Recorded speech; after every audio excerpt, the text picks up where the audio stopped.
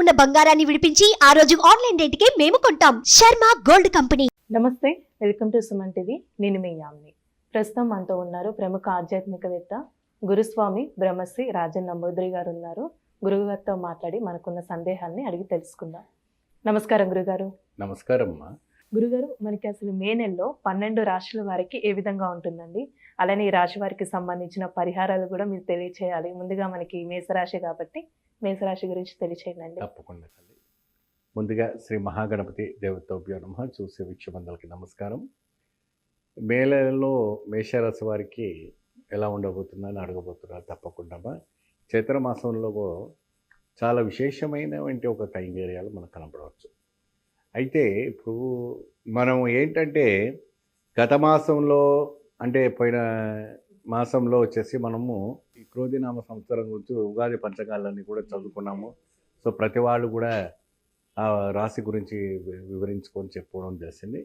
ఇప్పుడు ఏంటంటే ప్రతి మాసాల గురించి కూడా విశేషంగా రావటం కూడా చాలా అద్భుతమైనటువంటి ఒక ఫలితము.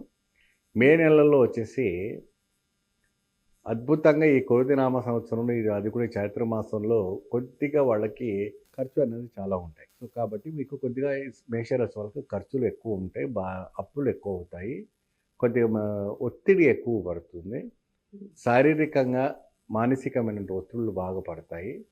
కొద్దిగా జాగ్రత్త వహిస్తే సరిపోతుంది. దానికి తగిన విధానమైనటువంటి ఒక పరిష్కారాన్ని అటువంటివి చేసుకుంటే ఈ మేషరాశి వాళ్ళకి ఈ మే నెల అంతా కూడా సాకారంగా ఉండడానికి అవకాశాలు ఉంటాయి. అంటే ఇప్పుడు బిజినెస్ ఏ విధంగా ఉండొచ్చండి రాశి వారికి సంబంధించి? మేషరాశి వాళ్ళకి బిజినెస్లో 12 లాభం అయితే 9 నష్టం ఉందండి. అంటే అన్బ్యాలెన్సింగ్లో ఉంది, కంగారు పడవచ్చు లేదు. ఈ బిజినెస్ వాళ్ళు కూడా కొద్దిగా కొన్ని చూసి చూడనట్టుగా వెళ్ళిపోతే ముందు సాగిపోతుంది. అలానే హెల్త్ కూడా ఏ విధంగా ఉంటుందంటారండి మే నెలలో? మేషరాశి వారికి ఆరోగ్యపరమైనటువంటి విషయం చూసుకుంటే అయితే మాత్రమే కొద్దిగా నిరాశగా ఈ ఉడకపోతలో ఉంటుంది కాబట్టి దానికి కాస్త ఎండకు కొద్ది జాగ్రత్త వహించవలసి వస్తుంది. వయసు పైన పడిన వాళ్ళకి మాత్రమే కొద్దిగా నిరాశగానికి మరి నీరసానికి చాలా గురి అవ్వడానికి అవకాశం ఉంటుంది. హాస్పిటల్కి కూడా వెళ్ళడానికి పరిస్థితి ఏర్పడుతుంది కాబట్టి కొద్దిగా జాగ్రత్త వహిస్తే సరిపోతుంది. అయితే మేషరాశి వాళ్లకు ప్రత్యేకమైనటువంటి ఒక ఆలోచన ఎలా వస్తుందంటే మరి ఈ విధానంగా ఇటువంటి సమస్యలు వచ్చినప్పుడు ఎటువంటి ఎదుర్కోవాలి. ఇప్పుడు బిజినెస్లో మరి ఈ రకమైనటువంటి ఇప్పుడు అనేక రకమైన వ్యాపారం చేసేవాళ్ళు ఉంటారు, అనేక రకంగా డాక్టర్ ఫీల్డ్లో అన్ని ఫీల్డ్లో కూడా ఉంటుంటారు. సో అనేక రకమైనటువంటి ఫీల్డ్లో ఉన్న వాళ్ళు కూడా బయటికి రావాలి చేయాలి అంటే కూడా కొన్ని ఒత్తిళ్ళకి తప్పదు. సో వీళ్లకు ప్రత్యేకమైనటువంటి ఒక దక్షిణ భారత ఆలయాలు విశేషంగా పూజలు చేసుకోవాలి. ఇప్పుడు దక్షిణ భారత ఆలయాలు ఏంటంటే ఇప్పుడు కంచిలో కామాక్షి ఉంది. ఈ రాశిలో ఉన్నవాడు ప్రతి వాళ్ళు కూడా కంచి కామాక్షిని వెళ్ళి దర్శనం చేసుకొని ఒకరోజు అక్కడ ఇద్దరు చేసి అమ్మవారికి విశేషమైనటువంటి అభిషేకం చేయాలి. చేసిన తర్వాత ఆ రోజు తిరిగి వచ్చిన తర్వాత మీకు ఈ మే నెలలో కాదు కదా, మీకు సంవత్సరం పొడుగునా కూడా మీకు అతీతమైనటువంటి బలదాయకం రావటము, గురువు అనుగ్రహం రావటం అనేది కూడా జరుగుతుంది. ఎందుకంటే ఇక్కడ మనకి లాభం 12 ఉన్న నష్టం మీకు 9 ఉంది. అయినప్పటికీ కూడా మీకు 12 రీచ్ అవ్వాలని కూడా కష్టమే. ఈ 9లోనే హరించిపోతుంది. ఏమా 9 క్రాస్ అవుతాయి కదా 12కి వెళ్ళడానికి అవుతాయి. ఈ 9 వరకు వెళ్ళడానికి కూడా మీకు ఎదురుగా వస్తుంది. కాబట్టి ఈ రకంగా చేసుకోవచ్చు.